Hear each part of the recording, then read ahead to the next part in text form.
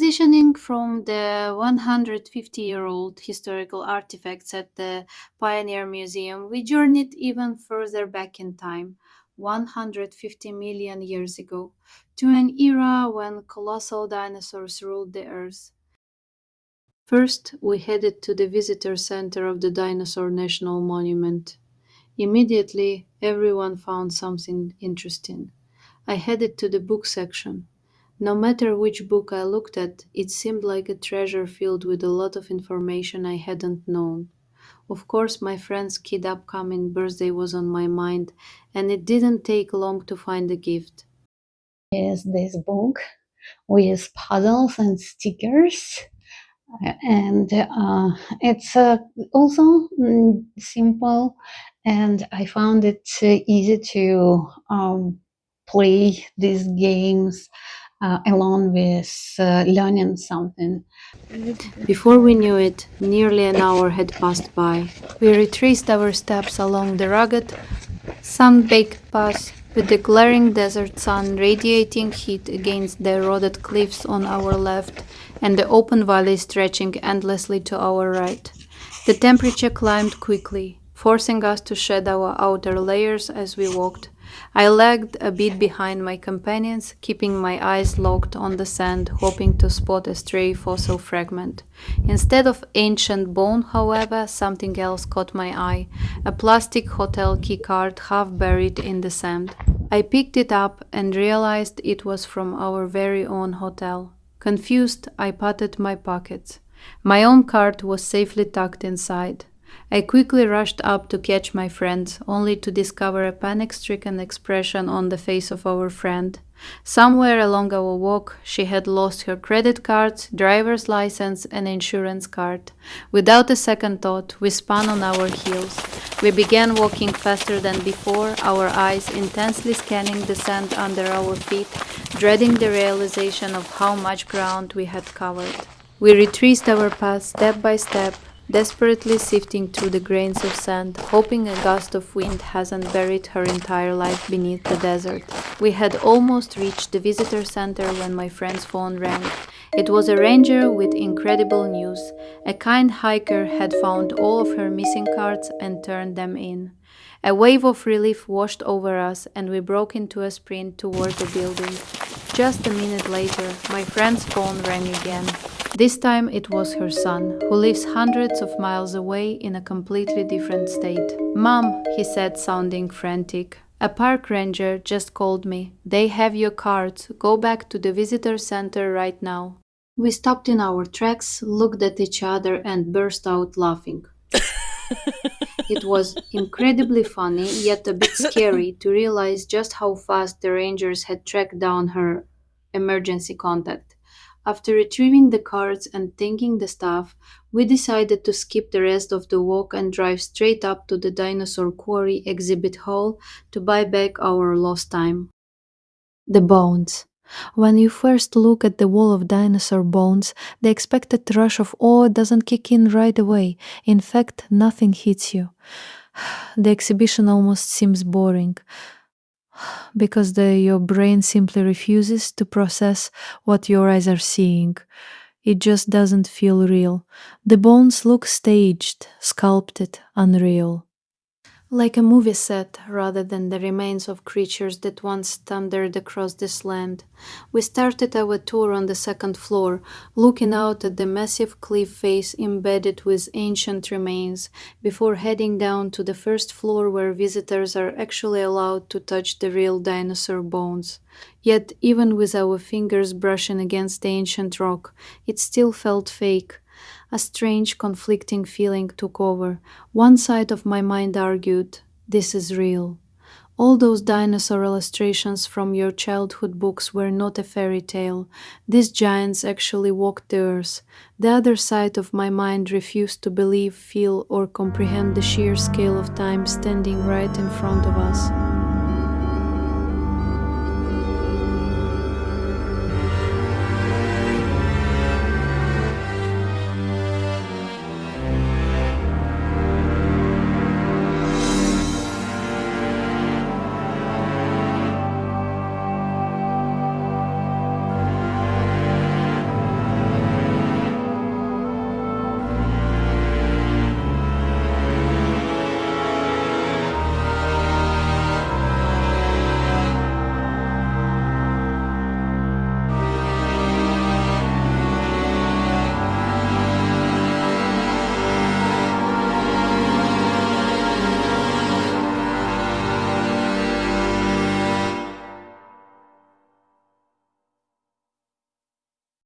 The storm. I left the covered quarry hangar with a swell of mixed, numbing emotions. However, those feelings quickly faded the moment we stepped back outside and looked at the horizon. The desert was putting on a mind blowing show. Dark violet skies loomed over the valley, and fierce thunder and lightning cracked directly above the eroded cliffs. Close enough to feel, far enough to admire. Lightning stitched the sky in brilliant white threads, yet not a single drop of rain touched the earth. In the distance, a sandstorm twisted violently along the path of the Green River, a swirling tower of dust and fury. The desert was alive. Exhilarated, we returned to the fossil discovery trail, the one we had abandoned during the wallet scare. This time, we walked with purpose, eyes locked on three geological layers: the Stump Formation, the Morrison Formation, and the Mowry Shale.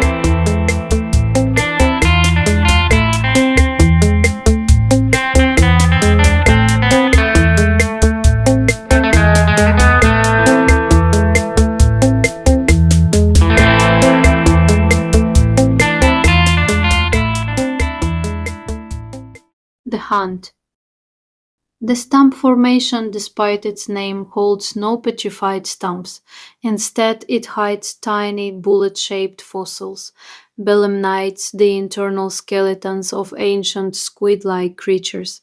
The rock face looked like a giant, tilted chessboard.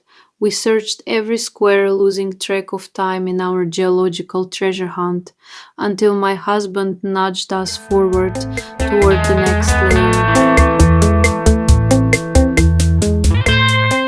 The Morrison Formation trail spur follows the same sandstone layer exposed inside the Quarry exhibit hall, but untouched by paleontologists. The ancient bones are so perfectly blended with the rock that an ordinary person would never notice them. We stared at the rock until our eyes ached. Nothing. Defeated, we turned to leave. Ah.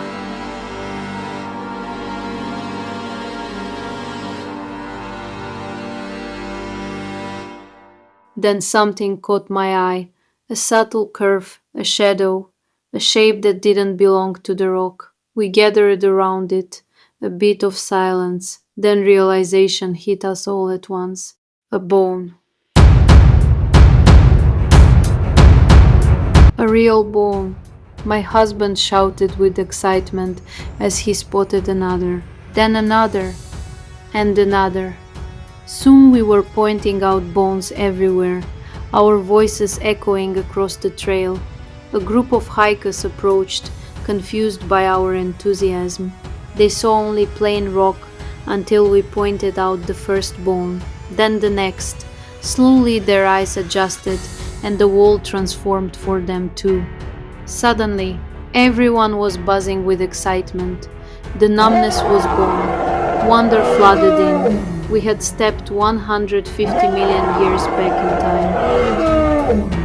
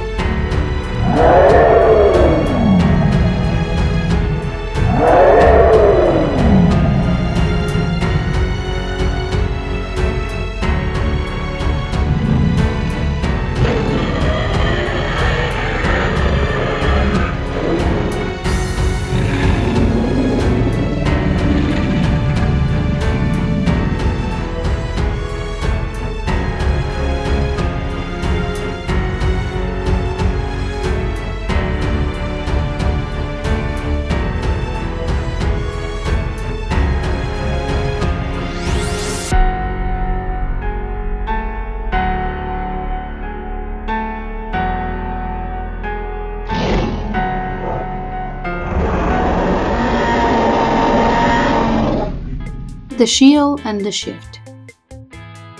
We continued toward the Mowry Shale with a completely different mindset.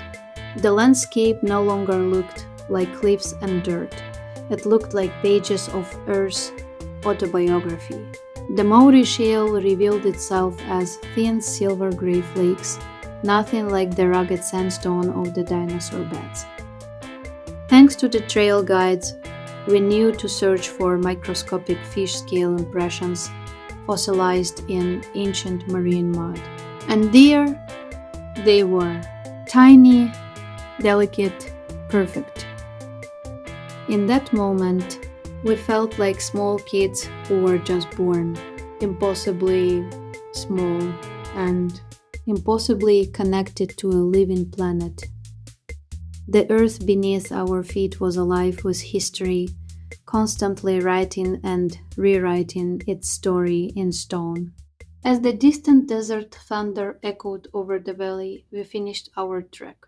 The storm was still unraveling across the sky when the trail narrowed and the air changed. The thunder softened into a distant heartbeat, and the wind carried a strange electric stillness as if the desert had paused mid breath. I felt it before I saw anything, a presence, light and deliberate, settling onto my shoulder with the certainty of something that had been searching for me across lifetimes.